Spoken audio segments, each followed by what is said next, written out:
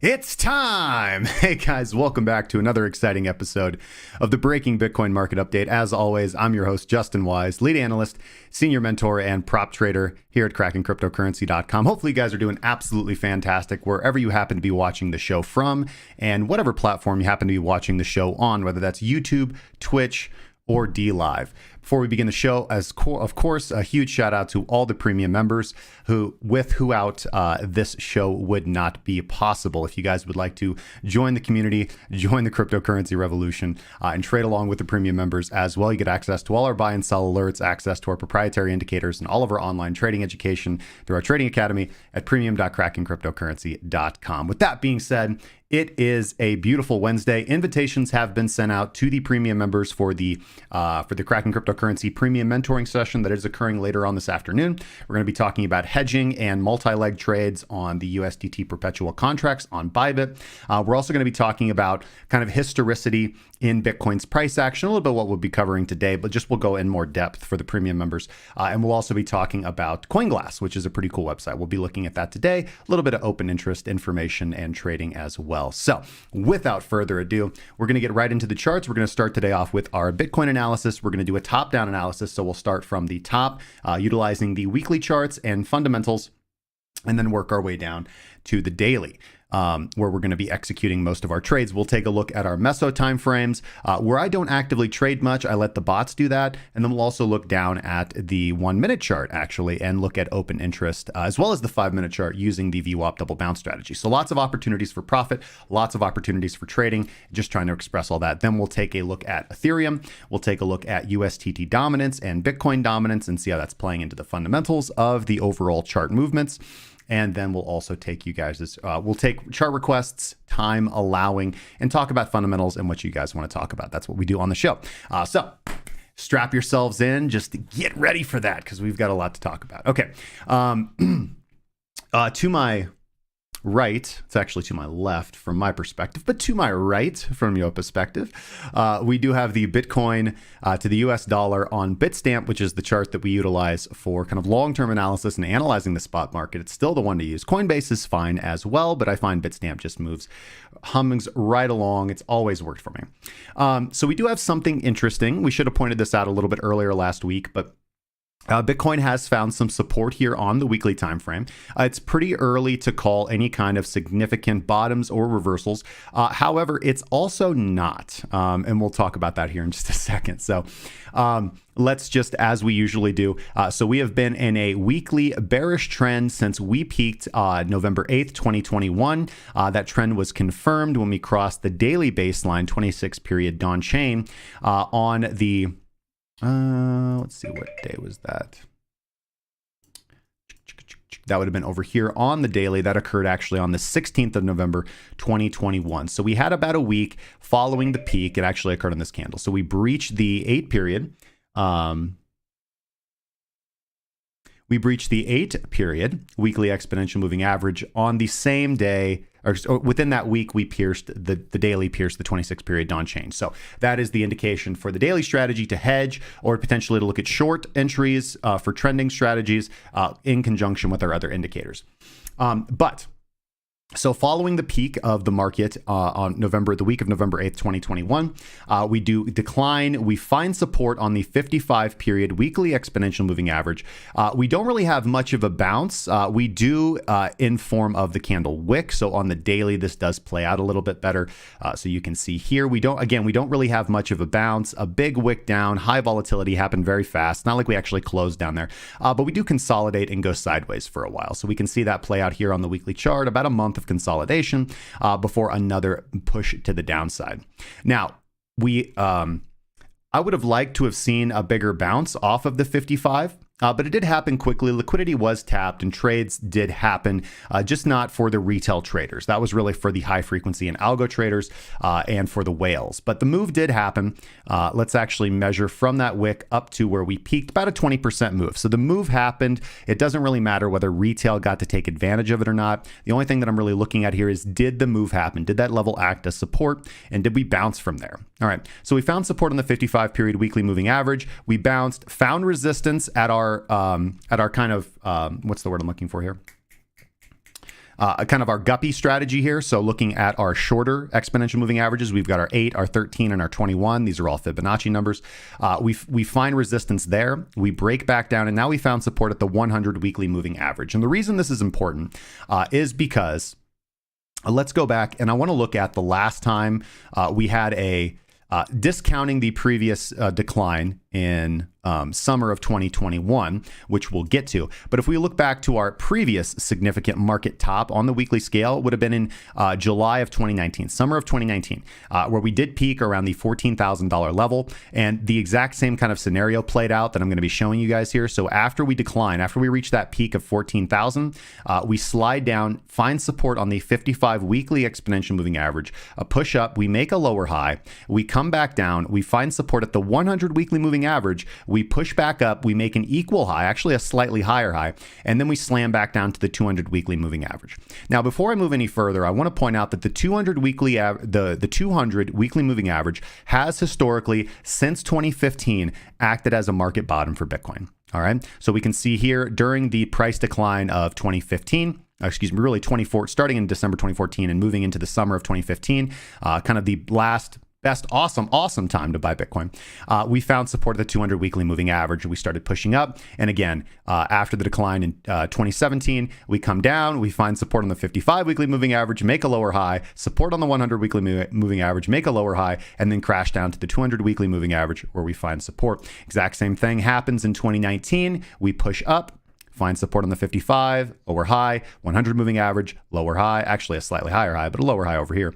And then find support at that 200 weekly moving average. So historically, the 200 weekly moving average has been very important for Bitcoin. We have not seen Bitcoin significantly trade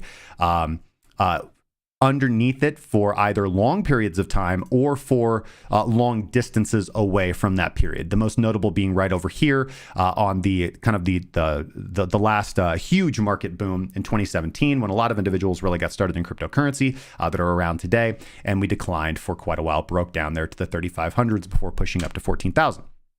Okay, so that is important because that's exactly what we're seeing right here. So after finding support on the 200 weekly moving average back in March of 2020, we push up, make a market high, we decline down to the 55 period weekly moving average, we push up, we actually make a higher high this time, and now we're back down to the 100 weekly moving average. So from the macro scale, I do know this, price patterns do exist, fractals are real, and history, the way that the charts play out in current times don't always mirror the past, but they definitely rhyme, right? Trends rhyme, charts rhyme. So they may not match, but they rhyme. So we're seeing something very similar in Bitcoin's price action, finding support in the 55, pushing up, finding support on the 100 weekly moving average. I think we're going to push up from here. And then the most likely scenario here is if we see the same kind of price action and market structure movements that we've seen previously in Bitcoin's history, we will move down here to the 200 weekly moving average. All right. So big picture macro scale, what can we expect from Bitcoin? Just looking at the weekly chart, and we'll get some more information. You might be wondering watching the show, and I often ask myself this question all the time. I still do from time to time, actually, pretty much every day. How can I translate my ability to look at the charts and identify patterns? How can I look at the charts and identify potential trading opportunities? How can I translate that into actually putting money into the market, executing the trades appropriately, and profiting from this knowledge? Being a chart analyst, whether there's a lot of career opportunities if you go the right way. For example, if you go get your finance degree, you can go become a certified market technician, a CMT, which is essentially what I'm doing right here for you guys right now, utilizing technical indicators, utilizing levels of support and resistance and chart patterns, understanding indicators and oscillators very well, taking all of this data, and then generally what CMTs do, certified market technicians do, is they will then construct spreadsheets, they will construct investment portfolios, they will help write what's the word I'm looking for here? It starts with a P, not proboscis. That's the mandible of a animal. Prospectuses, excuse me. They'll help write prospectuses for potential investors, and they will do trading sessions. They'll do live sessions, like just essentially what I do. But if you're a certified market technician, you can get a pretty good job at a hedge fund, at a bank, because they like people who draw lines on charts to make investors feel good about the decisions that they may or may not be making. So with that being said, the goal here is to take this information and not just let it go to waste. The goal here is to take this information and attempt to translate it into actual profit, not only for myself, of course, but for you guys as well. So if you guys think of interesting ideas or ways that you can utilize this information, feel free to share it in the chat, and I will respond to it when I actually go over there and look at it. I'm not looking at the chat today because I want to stay on course and I don't want to stay on topic. But also make sure you hop in the Discord community. You'll see the link up there. It's actually up there right now, discord.krakencryptocurrency.com. Come and join the free community. It's totally free. You guys can post all the charts in there that you want and conversate ad nauseum about how you think the market's going to move. And it's also always cool. I love to see what you guys think and say. And I don't know, it makes my day better. So anyways, my forecast here, what I'm expecting to see from Bitcoin is we are going to see a movement up here to potentially $43,000 to $47,000. We're going to find resistance at our cluster of shorter time frame weekly moving averages before we do have a pretty significant move down to the 200 weekly moving average. So again, price where it's currently at around $37,000, looking at anywhere from a $7,000 to $10,000 increase up to the $43,000, $47,000 range before we see a pretty significant move down to $25,000. It's going to be another 50% move down, 45% move down, and that is the area where I would be using expending all of your dry powder essentially, right? So I guess one potential way to trade this, the way that I'm personally going to be doing this, is that I've moved a good portion of my stable coins back into Bitcoin on the inverse perpetual swap contract on Bybit. I have taken a pretty hefty weekly position here that I'll be trying to take up to $43,000, $47,000. At that area, I'll be taking profits up along the way, but around $43,000, $47,000, I'm going to be looking to get into a short. I'm going to be looking at the daily time frame kind of for this, looking for that kind of reversal signal. And then I'm going to be looking to take price down. And at that point, I will stable coin back up. I'll be taking my profits in USD. For the inverse perpetual, I'll be taking my profits in Bitcoin, but I'll be taking those profits and immediately putting them back into Tether. And then on the USDT perpetual contract, I will be moving into my hedge short, right? So I'll be shorting the market from $43,000, $47,000 down to $25,000. At that point, I will unstable coin up. I will begin allocating into Bitcoin. I'll also begin allocating into altcoins as well. And then when we actually get trading signals, when we get signs of breakouts on the daily time frame, after finding that weekly support down there, that's when I'll begin opening leverage positions and start opening up real trades. So I'll establish my portfolio as altcoin and Bitcoin dominant. And then on top of that, I will use that margin of the positions that I'm holding to actually take trades. So, okay, pretty simple to follow, pretty good so far. Let's look at the daily time frame. Let's see here. Cool.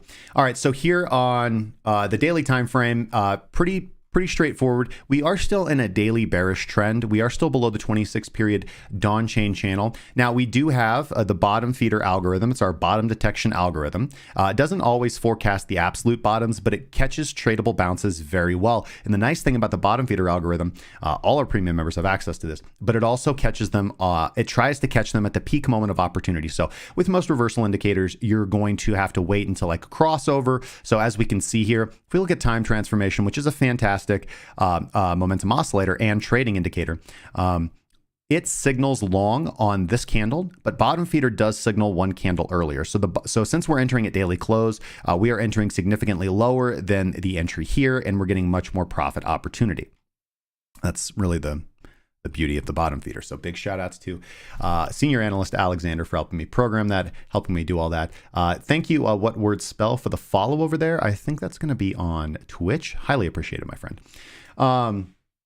So the bottom feeder algorithm did signal over here. It combined the signals between these two candles. So that's what it does. It will give you multiple entries, and then it will, because there's about 8 different bottom detection algorithms, it's a little bit of a neural network running in conjunction, and then it will average out the take profit and stop loss. So we have not yet hit our take profit target, 38,588.841 here on Bybit. So that trade is still active.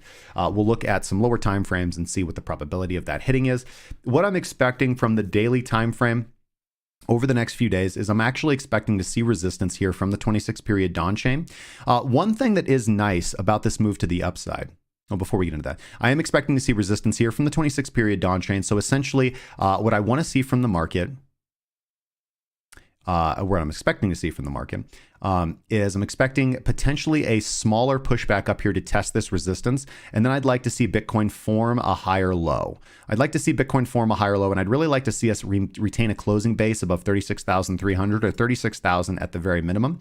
And then for those traders who want to kind of enter early on a preemptive trade, you could enter early on that higher low to get a better entry for your trending trade. Otherwise, you can simply wait for that to play out and then Bitcoin to actually come up here and push above the 26 period Donchian.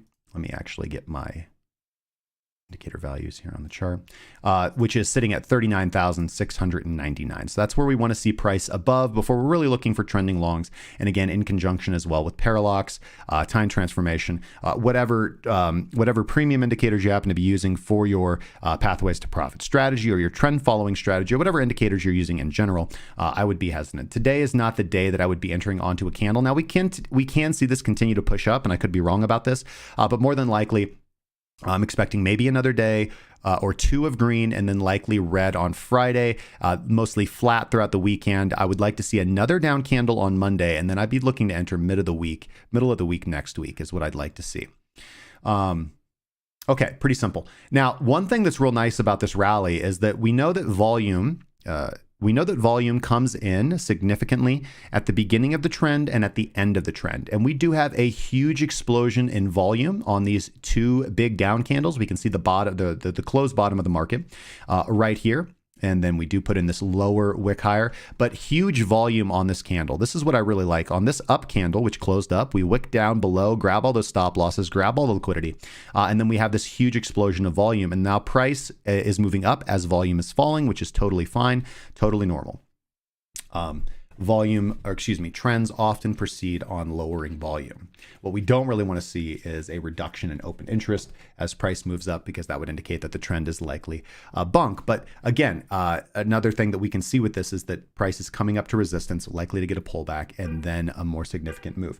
So we can either do that, as I said, with waiting for that higher low, or we can simply wait for after the higher low and wait for price to actually break our level of resistance before entering on that trending breakout entry. Okay, now let's go over and look at dominance. I had been talking about this the last couple of days. So I do believe that dominance has support and resistance. Support and resistance is not fiat, it's not by the decree of the king. Support and resistance can be broken. It's what price does in those areas, but they give us good roadmaps for where potential reactions might occur. And if we're clever enough, we can figure out good trading opportunities based on those levels. So as we can see, around the 5 to 6% range, 5 to 5.5% of market capitalization. Tether is where Tether has turned around, right? So we can see what we can glean from this chart is that generally, as Tether dominance decreases, the share, the total market capitalization share that Tether holds is decreasing, which would tend to lead that the market capitalization of other coins is increasing. We do not, it would be, one argument could be made that if Tether dominance is decreasing and all other dominance is decreasing as well, that we're just seeing the market completely tank. But generally, we don't see that. We see dominance increase while the market moves down, and the dominance of other actual cryptocurrencies decreases. So that is the way that this chart has helped me trade historically. And we do see, again, it's loose, but we do have a pretty good level of support down here around 2 to 2.6%, where we see Tether dominance tend to bottom out and then start to rise. So this has played out well since October 2020. We've established this nice big wavy range, even pretty good back into the beginning of 2020. So this has been a pretty helpful chart and a pretty good way to kind of base your trades on. Very, very similar to kind of Glassnode metrics or more fundamental metrics like the Puel multiple or SOPR or any kind of thing like that.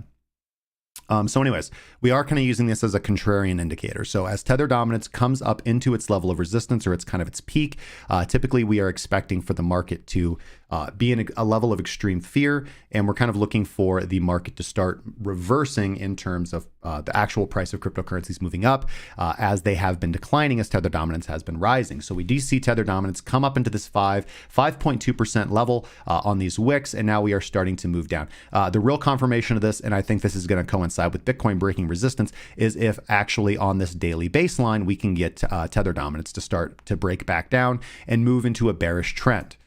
That would indicate that individuals are moving their stable coins, they're moving out of stable coins and into actual cryptocurrency, which is, as the trend progresses to the downside, fuels more cryptocurrency buying and price goes up, line goes up, everybody's happy. Okay, so we can correlate this with Bitcoin dominance as well, which Bitcoin dominance has done something similar. We can see the Bitcoin dominance has established pretty good support around the 39 to 40% range. And every time that Bitcoin dominance has come down to these levels, Tether dominance has reached its level of resistance, and we've seen the market flip from risk off, where people are moving into stable coins and the market is moving down, to risk on, where people are moving out of stable coins into cryptocurrency and the market begins moving up. So that's exactly what we're seeing right here. Bitcoin dominance has reached its level of support, double bottomed, and we are pushing back up to the upside. We are in a bullish trend on Bitcoin dominance. So I do expect to see this continue. All right. Now, with all that being said, so let's do a quick summary here back on the weekly chart. Looking for a weekly bounce up here to the $43,000, $47,000 range before a price decline back down to the $25,000 level. On the daily time frame, the best potential entries for that are going to be most likely mid next week. And if we continue to push up and break, I would still be expecting a correction, and then we can do a reversal baseline bounce trade basically. So if price does not correct and hover below the baseline, if we actually push up, then I would be looking to enter on the next lower high as well. If price does find resistance at the baseline, I would be still looking to enter on the next lower high, or more conservatively, just simply waiting until price does actually pierce the baseline following a lower high. All right, so that's the best entries for those daily signals. And yeah, okay, so now let's go look at our Meso. So this is what our trading algorithms are doing in the background 24/7. So over on Bybit, we can see, let's see here. All right, so the super duper DEMA strategy, as I said, this runs constantly in the background. All the premium members get these signals. We entered into a short position right over here. It maintained the short position even on this pushback up, and we collected a very nice healthy profit. Just closed the trade out right here. So the super duper DEMA strategy was able to pull us about a 13% trade out of that price decline, catching the majority of that movement. And we have now flipped, excuse me, so this is not a trade. I must have, there we go. I gotta put the DEMA filter on. Okay, so we are not in a long position. The super duper DEMA strategy did not call for a long position because price was not above the 200 exponential, double exponential moving average, which is a requirement for the strategy to fire. So that has not happened yet. What we would need to see right now is for price to essentially go sideways a little bit, and that's fine. That actually might cause the super trend to catch up with price, and then we can get that signal, which would coincide with kind of the daily signal. That's why it's important to look at multiples of these things. All right. So Meso time frame, nothing really happening. We do have the daily here. That's the daily breaking Bitcoin. That's the DPMO. we've got 2 copies of the daily breaking Bitcoin open. So we can close that. And now let's look at the double VWAP bounce strategy. Let's actually go down to the lower time frames and look for trades on Bitcoin that might be profitable. So right now we've got a pretty wide VWAP, utilizing 2 standard deviations from VWAP. So I would be looking for buy entries down here below 36,872, and I would be looking for short entries a little bit above 38,525. Now we had a couple good trades here. Let's see here. So here is we've got bearish divergence here, catching this move maneuver right here, bullish divergence here, catching this trade, a little bit of bearish divergence, not a big move. This would have been a loss. And then we have bearish divergence here. And I don't think we would hit the take profit on that simply because our entry is so far away from our stop loss, but profit opportunity there. And then we don't really, even though this is a good entry, this was the trade, it didn't actually capture that. It did capture this bullish divergence here. So we're now back at average price for Bitcoin, really no directional bias here. Let's go over and try to determine some directional bias from CoinGlass. So we're going to look at live charts, and we're going to look at BTC USD on Bybit. And we're going to use the funding rate for Bybit, and we're also going to be looking at open interest. All right. And I don't like the way I had this all set up, but it changed. So I want to switch this to line. I don't like that. And I like to make this nice and dark so I can actually see what I'm doing. Okay. So let's zoom out. We are in the 1 minute time frame here. Okay. So we do have negative funding, which means that shorts are paying longs for the privilege to open up a short position. Typically, this happens at market bottoms. And when it tends to happen at levels of resistance, it typically means that there are a lot of individuals that are piling into shorts and attempting to trade something that's obvious. They're looking to get in on the trend. So I don't think that these shorts are likely to be rewarded. We do have starting here. Okay, so this is interesting though. We do have a big decline in open interest as the market pushes up to this level of support, and we don't really have any big rising in open interest. So because we have so much open interest come into the market here, we can see a big increase in open interest, about $50 million from here to here. I think it's going to be kind of hard for the market today to break down below this 37,000 where it's currently at, so this current level of support. And in conjunction with the funding rate being very low, I think it's more likely for the market to move up from now. We'll see what happens over the course of the next few hours. Things can change very quickly. But I don't think that we're going to break down here. I would say that likely the trade here from the VWAP is likely to use the VWAP as a level of support and take this to the upside. We don't have any bullish divergence. We don't have any other kind of confirmation for them. But I would be a buyer here if I was day trading Bitcoin, and I would be looking to take price back up to about 38,111 or maybe 38,513, get a really juicy trade out of that. Yeah, until I saw something like open interest really start to rise as price was moving down. That would just, if that happens, that indicates that new shorts are putting on positions, and it's going to be hard for the market to maintain this level of support. But we don't see that. We see open interest continuing to fall and now starting to level off. So, all right. Okay, that's about all that I have. We could look at Ethereum, but it's going to be very, very similar. So let's just go look at Ethereum. Let's get rid of this and move into our Ethereum analysis. Let's start off with the weekly. We will again use Ethereum USD. Okay, so something very, very similar here. Ethereum.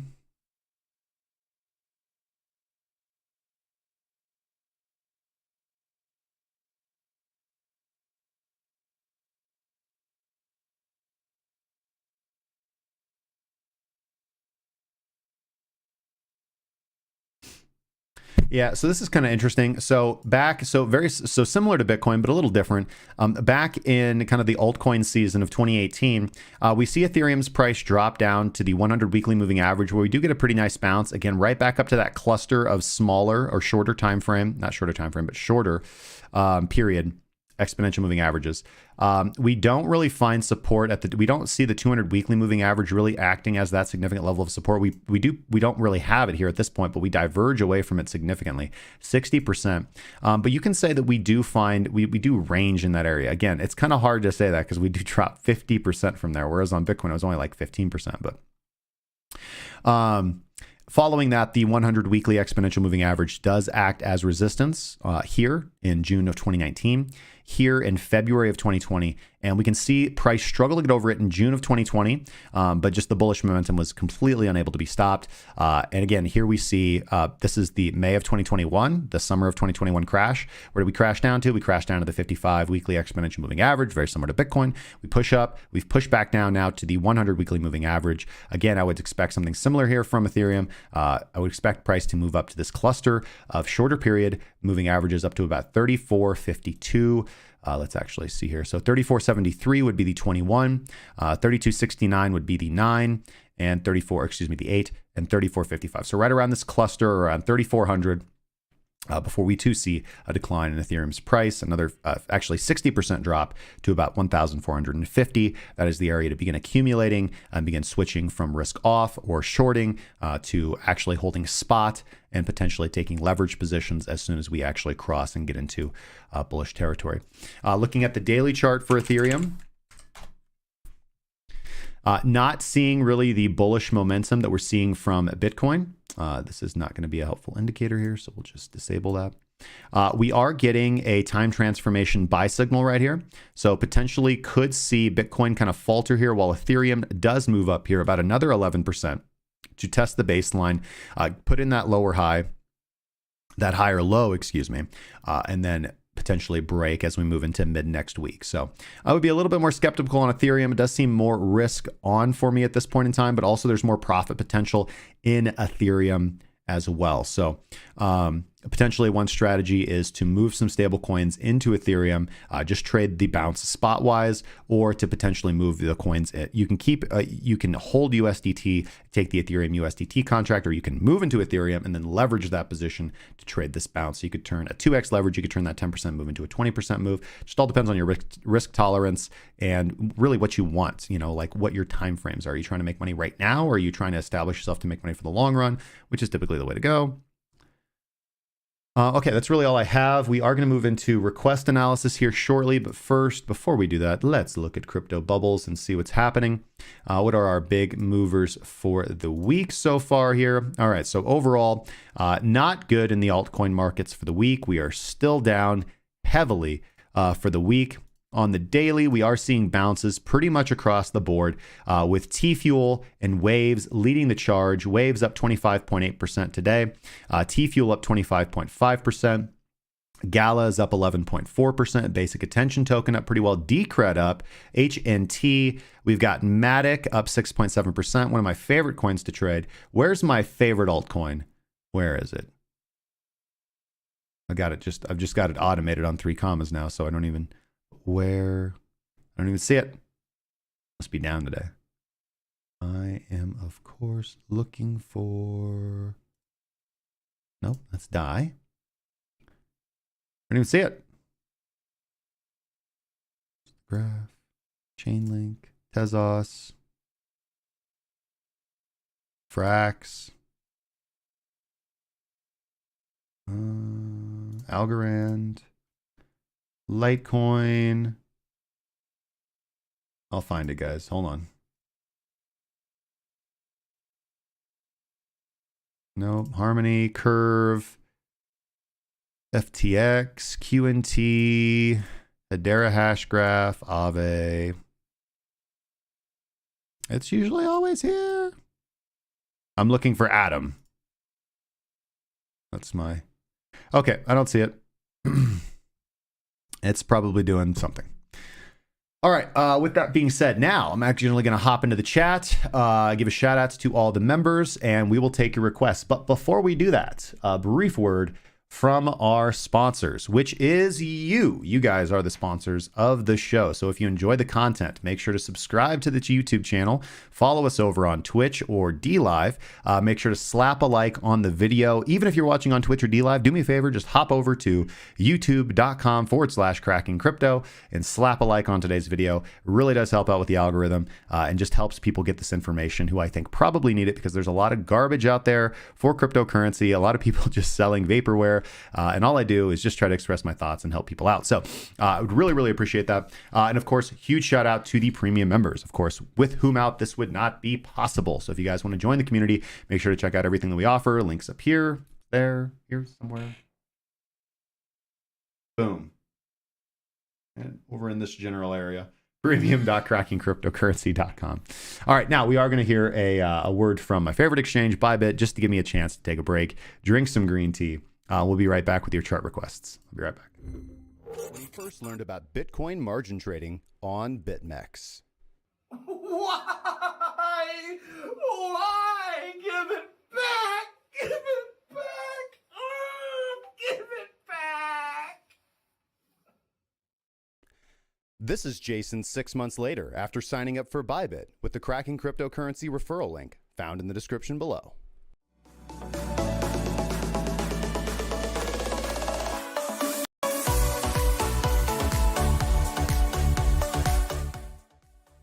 Don't make the same mistake as Jason. Sign up today at bybit.crackingcryptocurrency.com.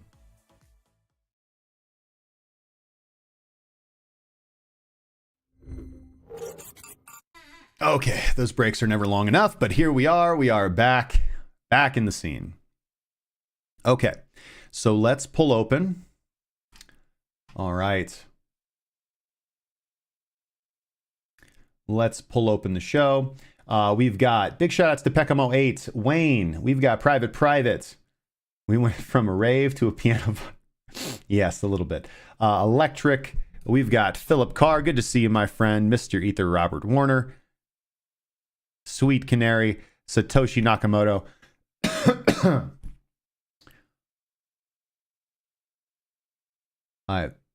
I'm not sure what you're saying.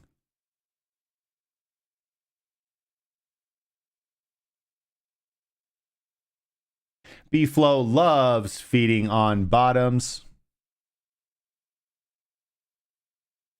What do I think about the FOMC meetings today? Again, I've been pretty consistent about this over the last few weeks. I think that the market has already priced in the rate hikes. I think that's what's been occurring with these price declines, and that when the rate hikes actually hit, we're going to see the market continue to push higher. This is just historically what happens. History tends to rhyme. Now, there's always going to be, I don't know. There's always going to be people that are just calling for the market to absolutely crash and just fall to the bottom. And listen, you can avoid trading like high news events. Like obviously the market, it's just become such a meme show lately. And I talk about this in Pathways to Profits and certainly Forex, like avoiding high news days or avoiding news announcements because you're never really confident which way the market's going to move. Volatility spikes up really high.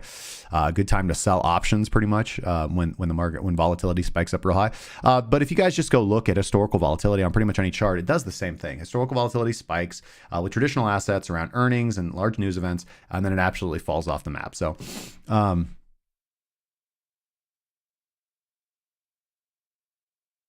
Prophet Bear says, God bless y'all. He caught the $33,000 knife. Just being patient.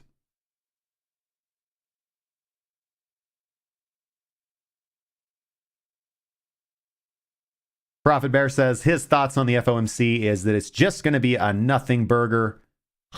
Yes, they're going to raise rates, but not till March. And it's only going up 0.25 points over the year. Most likely buy the rumor, sell the news. Let's get over. I want to watch. Let's stay here on CoinGlass so we can kind of watch open interest and Bitcoin's price.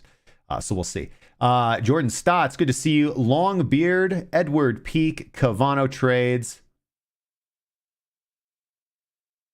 Adam is getting hit today, down 8.4%. Gosh darn it. That's okay. The bot is a DCA bot. So when price drops quite a bit, I tend to actually make more money. So just kind of a teaser, guys. So the way that I'll go over this, but the way that I have my DCA bots set up on 3 commas You know, I've gone through a lot of iterations of them, but here's what I currently have right now. So I set DCA bots up that run nonstop. And they're designed, so they're always entering into a trade, and then I have them step down through 20 safety orders, 10 max safety orders, or excuse me, 10 active safety orders, 20 max safety orders. And it follows price down 40%. Okay. And then I use a volume scale of about 1.05 and 2% distance between each price, right? So if you have 20 safety trades and they're 2% apart, I don't use a step multiplier, so it's always 2%. That means that it will track price down to 40%. Now, you got to be careful when you're setting these up that you have enough capital, right? So make sure you refer to the tables and the graphs so that you actually have enough capital. I had to make a bunch of spreadsheets. So I do this on Binance US. So for Binance US, it's pretty simple because it's spot. But I also do this on the Bybit inverse perpetual contract, because you can't right now use DCA bots on Bybit USDT contract. I'm sure that will change. Hopefully that will change. But you have, if you're using leverage, you have to do some math. You have to do the math yourself. All right. So I had to do the math and make sure that I actually, because I had to see like where, as we step down, where's my liquidation price going to go? It doesn't matter if there's a safety order just on the other side of that liquidation price. If price hits my liquidation, I'm screwed. The strategy is just going to lose all my money. So make sure that you do the math to make sure that you have enough funds on the exchange. But I think that's the safest way. The issue is, I guess it's not an issue, it's just a trade-off. The trade-off is that most people who use DCA bots, go heavy on their positions and only use like a few safety orders. And when the market is really bullish, they're just going to make money hand over fist. But when the market tanks, they're going to lose a lot. So the way my bots are set up is that they do okay, right? Like they make a little bit, you know what I mean? Like, let's say it starts off at like a $200 position, right? So if price, and my profit target's 2%. So if price moves up, I make $20, cool, right? And I'm just making $20 consistently here, there. But when the market crashes, right? We don't really see 80% corrections in a day, right? You can, of course, on like really low liquid shit coins and depending on the market cycle, but even your big altcoins and stuff, they'll move down a lot, right? But they bounce up and down on their way down. And you can get that opportunity to make that 2% profit. So when the market moves down quite a bit and then bounces up a bit, that's when I'll make those big like $600, $800, $2,000 trades. From the DCA bots. But, on a daily basis, they're making me anywhere from like $200 to $500, which is pretty cool. Let's see here. Yeah, green tea. I am very bullish on green tea. You got to go long on green tea, man.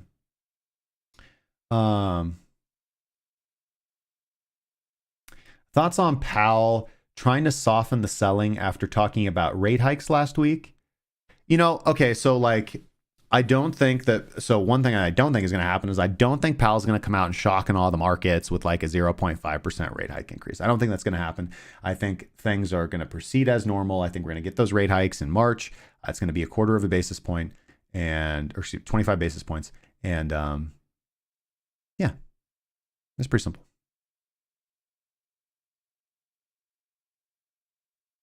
No problem, guys. Was I really just, oh, wow. How could I miss that? It's right here. You're like, it's the fucking big red one next to T Fuel. Like, what's wrong with you? How can you not see that?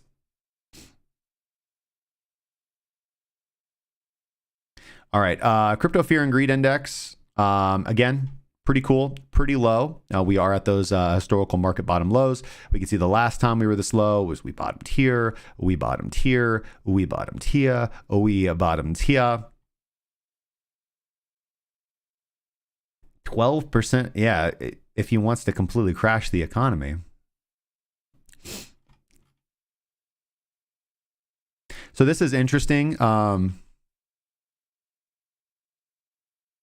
So we have a huge drop in open interest here, okay, which means longs closed out their positions and the market moved up. And we do see open interest pretty much staying flat, rising up a little bit here, but funding remained negative, right? So we talked about this huge decline in open interest, like throughout this range, open interest was declining.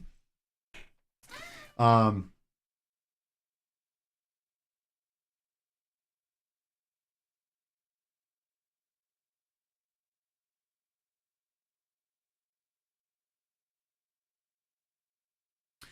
if open interest was declining, that's finally shorts closing out their positions.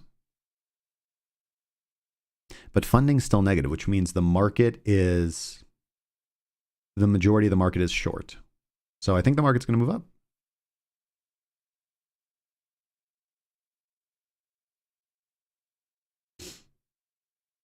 Max Welch asks, what's in my long-term portfolio, Justin, briefly? Yeah, sure. So, I mean, I'm still pretty conservative, right? Like it's still 50% Bitcoin, 30% Ethereum. But the things that I've got in my portfolio for the long run that I've made allocations for right now is Moonriver. I've got Polkadot. I've got Kusama. I've got Phantom.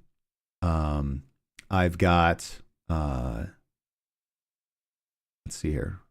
I've got Curve, Convex. I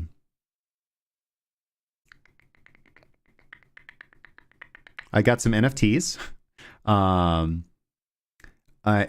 kind of the new one that I'm waiting on. I did the sacrifice, so I'm waiting that PulseX chain. I'm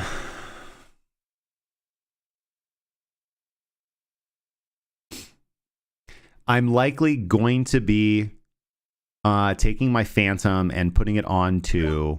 I'm going to wrap my Phantom and I'm going to put it onto SolidSwap, and then I'm likely going to be using the SolidX yield optimizer on the Phantom network for my Phantom. So if you're going to be holding, I think this is pretty cool. If you're going to be holding a DeFi coin for the long run, you might as well farm with it.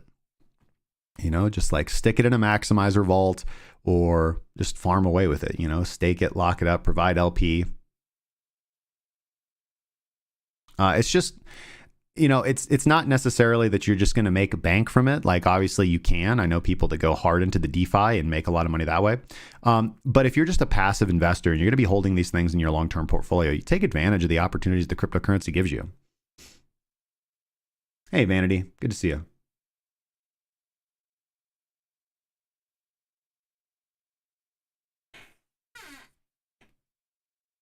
Okay.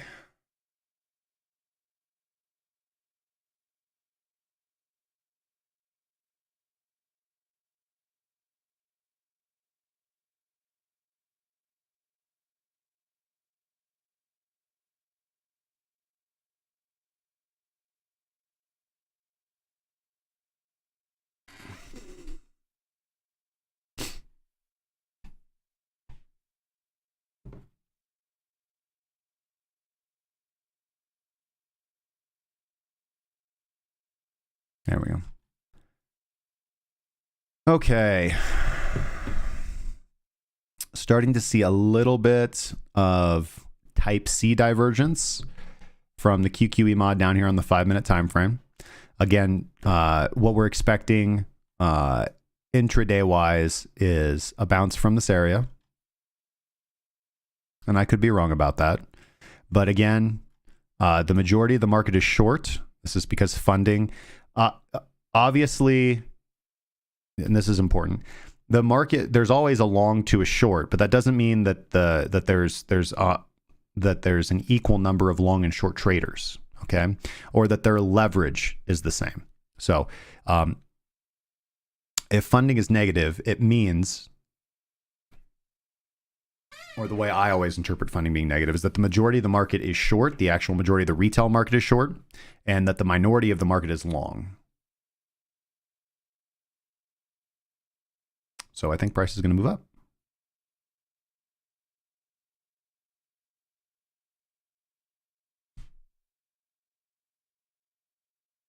Big increase. So this is why this area is acting as support. We have a big increase in open interest right here. So a lot of positions went here. And those positions started closing out up here, as well as shorts closing out positions as well. So if we see open interest start to drop here, then the market's gonna move down, and likely the market's gonna move down first step along the way is going to be down here to the first standard deviation around 37,272. And then the second place to look for would be around 36,865 would be the second place to look for.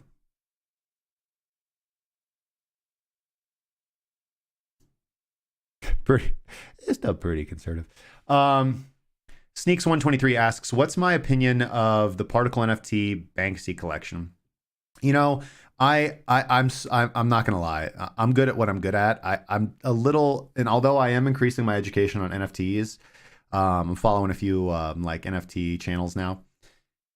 I mean, I don't know. I know like Banksy's cool, you know, like I've known about Banksy for a long time and I know his collections go for a lot of money. Personally, what I think about NFT, this is my strategy with NFTs, right? So I like UFC, I like football, and I like baseball. And so I have bought some, hey, C Began, hopefully I said that right. Thanks for the follow over there on Twitch, I think, or DLive. I don't know. It just tells me follow. Navy Bitter as well. Thank you for the follow, my friend. Welcome to the community. So my strategy with NFTs is, you know, I've done a few, like Alex is pretty good at this, our senior analyst. He's good at identifying like NFTs and doing quick flips and things like that. And I have another friend that I've been following lately who's really, really good at it. It's just, you know, it's time out of my day that I think that I'm not making the amount of money that I could be making just trading, doing what I'm good at. So that's the reason why, that's the reason why I don't do it like full time. Having said that, my strategy with NFTs is to actually buy things that I think are really neat and cool and that I think will increase in value. You know, like I probably have like 200 or 300 NFTs, and most of them are, I would say like 180 to 100, and I'd say 180 of them are pretty like just garbage stuff that's probably not going to do anything. I'm holding on to them because like everything pumps eventually, right? So I just monitor OpenSea every once in a while and like keep my bids on them. But you know, free mints, things like that, airdrops, blah, blah, blah. Things that I bought that I thought were going to do well, like Shabu Town Shibas, that was a flop.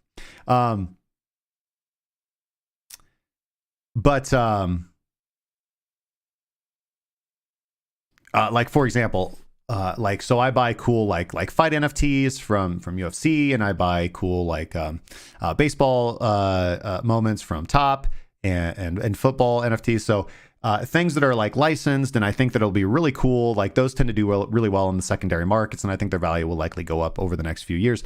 But yeah, it's solid XB flow. Their token is the SEX token, SEX. Sex intensifies.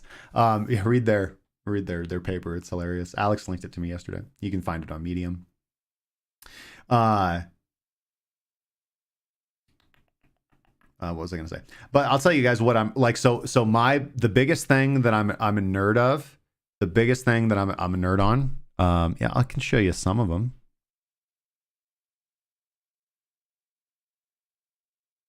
Give me a second here.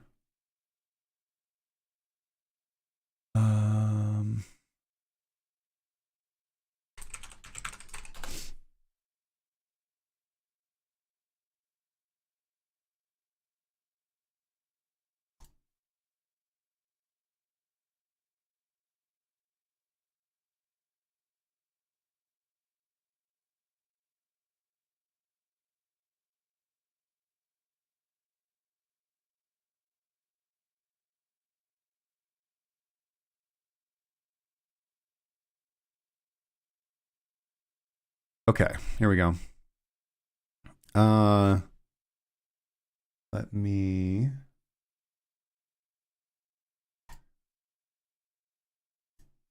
Okay.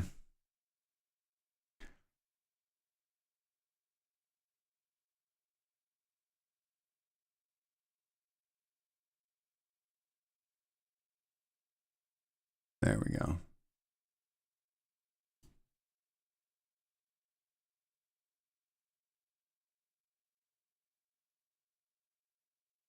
So here's my profile on OpenSea. And I'll show you guys what I got. This was pretty cool. This was a free mint. This one I did buy, and this one's actually doing pretty good. I got this really cheap, and its price is doubled. But there's going to be a game that's launched with this, so I am waiting for that. Let's see here. I don't like how it's.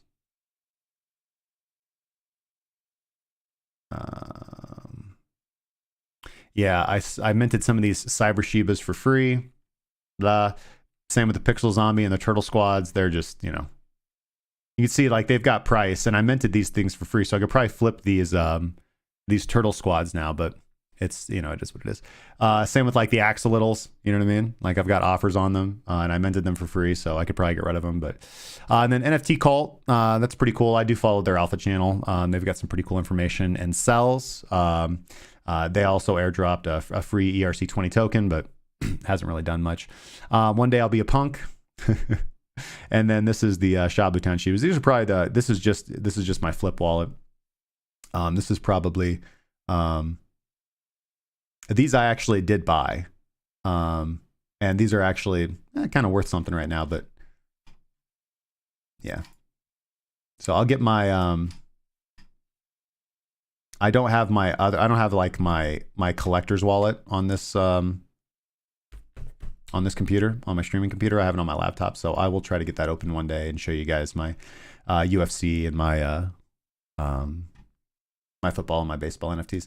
But what I'll tell you what I'm waiting on before I like actually spend like, I don't know, probably like, I don't want to say like irresponsible money, but like what I would spend money on like for stuff that I like are Star Wars NFTs. I'm a huge Star Wars nerd. I love Star Wars.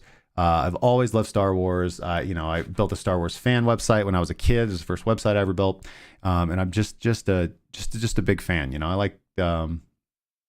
I like Hunter x Hunter. I like Death Note. Those would be things. Neon Genesis Evangelion. So like NFTs like that for old animes that I like, or funny movies like there was a Robin Hood Men in Tights NFT, or if there was like the Princess Bride NFT, or Spaceballs NFT. Like that's what I'd spend money on. And I see that overall for passive investors, for people who aren't like watching all the alpha channels and monitoring all the flips and just constantly NFT all the time. For people who just want to buy like good quality NFTs and like, be able to have a day job or be able to focus on real trading and all this other stuff. Oh, holy crap. Look at that, guys. Told you it was going to be hard for price to go down. And we get this big spike. Nice. Yeah. All right. So so kind of how can we identify that level of support? So we see open interest increasing right here. And then we see open interest pretty much go up really massively right here, which establishes this level as key support. A lot of people entered. And then open interest drops as price is up here. Open interest doesn't rise as price goes down. If price is moving down, and open interest was rising, it would indicate that likely the short trend is going to continue, especially if funding was positive. But in this case, we don't. We have negative funding and open interest dropping, which means that new positions are not entering to take advantage of this trend. This is shorts that are finally closing out and longs that are closing out in profit. And we're just unable to break this level. Big volume spike and nice push to the upside here. So increase in open interest, and we've got a pretty sharp drop in open interest right here. So this is likely going to pull back here. But I think the market does continue higher from here. So NFTs that actually are like something that you like and pretty popular, like Spider-Man NFTs or Marvel NFTs or DC NFTs or just things like that. I think those are probably going to do well and be actually viable long run. Like you can buy those and hold on to them for a long time. They'll probably be pretty valuable. I mean, all this pixel art garbage it's going to zero, man. It really is. Like not like we said, you could say that about altcoins back in 2017, 2018. Like I said that shit too, and I was wrong, but like, it's not valuable. Like if you see the developer like launch with something and do real use cases or integration into GameFi or, but just all this like cookie, it's just people running to the door and trying to produce as much stuff as they can. And it's way worse than, like cryptocurrencies were, because it's super easy to mint an NFT collection using generative art with Python. It's a lot easier to do that than to like actually deploy a blockchain. So, like the barrier to entry, the barrier to scam is like way lower. It's not to say you can't make money, but as with all things,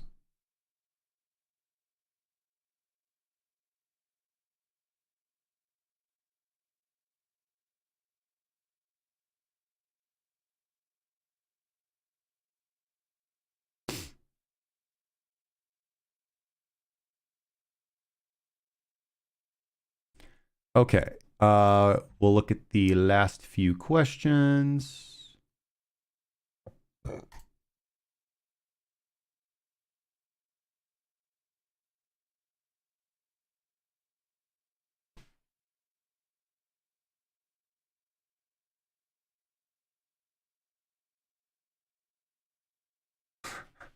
Since I can afford one and I like video games, I should get a Neo Tokyo Citizen.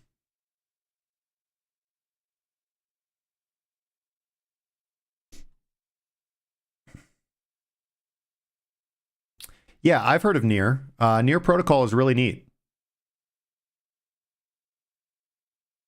Yeah, I mostly buy NFTs on Ethereum, which makes it very expensive. But you know, like Alex is really, really bullish on Phantom, and like so am I. I've allocated more funds to Phantom, and kind of in preparation for the Solid Swap and the Solid X thing. But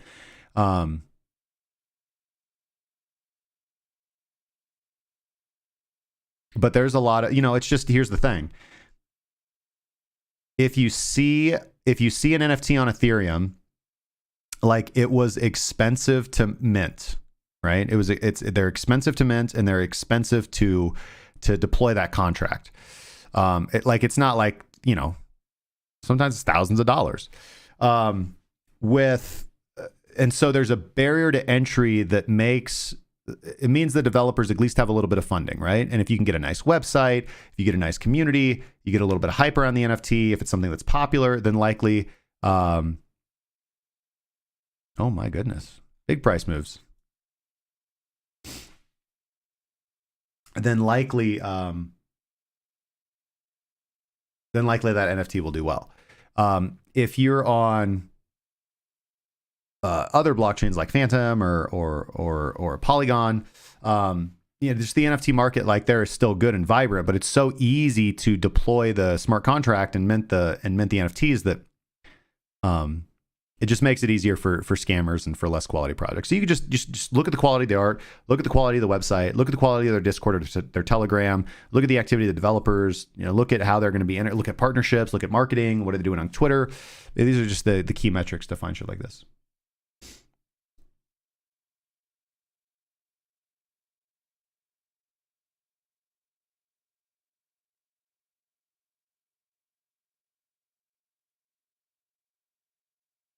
Yep. Good looking out, Paul. So the interest rate decision did come out. We were expecting a 25 basis point, and the actual is a 25 basis point, and the market is responding very positively, very bullish. We are banging.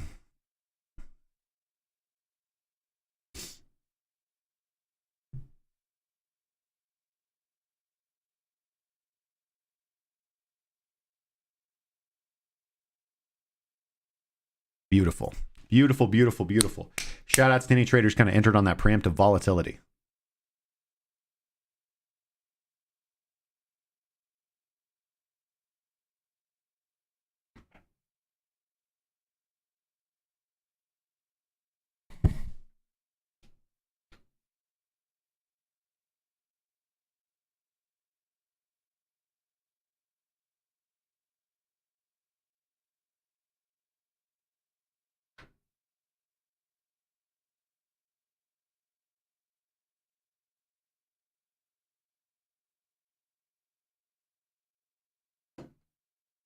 Watching on the camera, I'm not sure if the dog's eating the trampoline or not.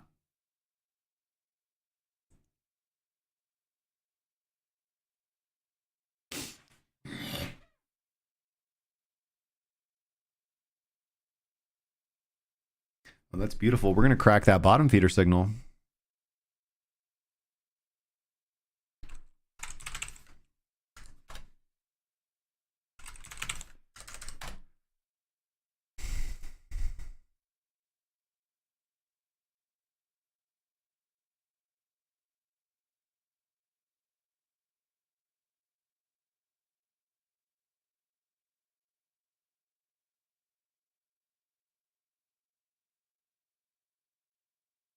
Yep, we already did. We did hit the bottom feeder take profit signal. Big drop in open interest. Big drops in open interest usually mean a reversal. That's exactly what happened.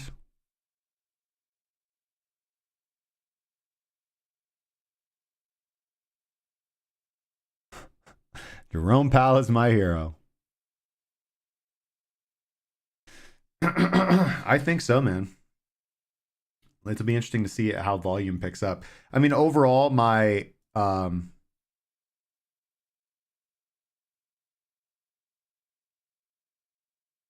right, so we're going to end the stream, but I just want to rehash what I said, all right? So we looked at the weekly chart. We are looking, all right, so just keep in mind, we are looking on the weekly time frame for a move from here to $43,000 to $47,000. All right, so we're looking for a 20% move up in Bitcoin. Following that, I am expecting a 46% drop down to the 200 weekly moving average unless things really, really change.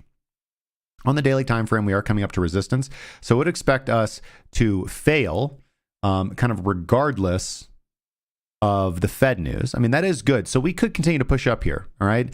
If we do end up, like, let's say we get a really good move today and we end up breaching the baseline today. I mean, we can enter. I just hate doing that because often it's like this, right? It's just a fake out. Maybe today is different. But overall, my strategy is to watch for a higher low and then enter on that higher low. If you want to be more conservative, you can wait for after the higher low for price to actually breach the baseline then, and then use that as your entry signal.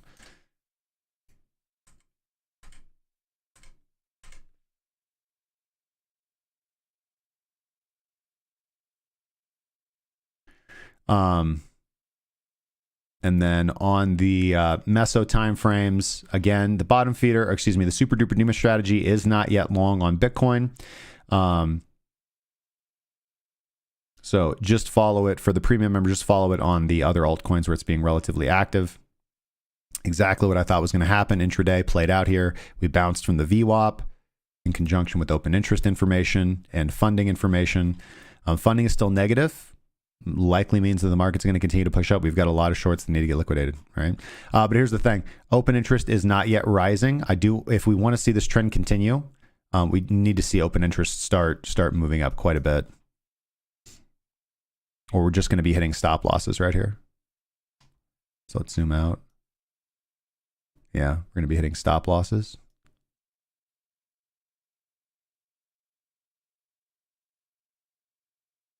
So shorts are finally closing out their positions. But not enough. Funding hasn't switched.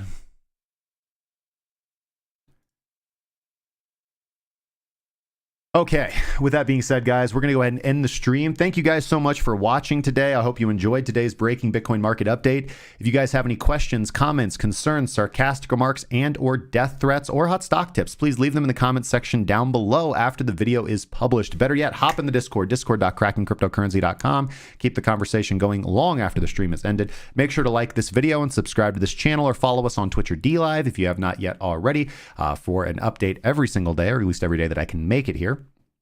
And if you guys want to trade along with us, if you guys want access to all of our buy and sell signals for the entire cryptocurrency markets, if you guys want access to our premium indicator suite to help you trade the markets, technically, if you guys want access to all of our online educational content to learn how to trade like I trade, how the rest of our traders trade, make sure to check out what we offer, premium.krakencryptocurrency.com. Links down in the description for everything you could possibly need, whether they're exchanges, free cryptocurrency, new hats, wallets, purses, whatever. Otherwise, guys, thank you guys so much for all your time and attention today. If you guys have any questions, again, talked about that. I will see you guys tomorrow. And premium members, check out for that mentoring session coming in around 2 p.m. Mountain Standard Time. I will see you guys there. Until next time, guys, trade safely.